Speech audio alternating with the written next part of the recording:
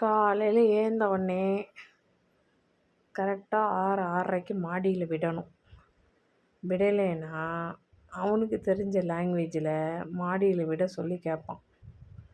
அதே மாதிரி நைட் அவனை ஏதாவது பூச்சி கீச்சி கடிச்சிச்சுன்னா அதே லாங்குவேஜில் அந்த விண்டோவில் வந்து கூப்பிடுவான்.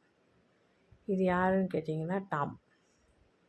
அதுவே சரி, அது எதுவாக இருந்தாலும் பரவாயில்ல, அவங்களா பார்த்து செய்யட்டும் அப்படின்னு இருப்பான். டாமுக்கு பசி தாங்க முடியாது, வெயில் தாங்க முடியாது, மாடிக்கு கரெக்ட் டைமுக்கு போயிடணும், கொஞ்சம் வெயில் வந்தால் கீழே கொண்டாந்து கட்டிடணும். இதை அவனுக்கு தெரிஞ்ச லாங்குவேஜில் அவன் கம்யூனிகேட் பண்ணுவான். அந்த கம்யூனிகேஷன் நமக்கு புரியும்.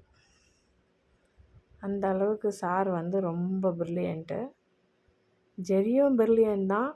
ஆனால் அதெல்லாம் அவன் கம்யூனிகேட் பண்ண மாட்டான். அக்செப்ட் பண்ணிப்பான், அட்ஜஸ்ட் பண்ணிப்பான்.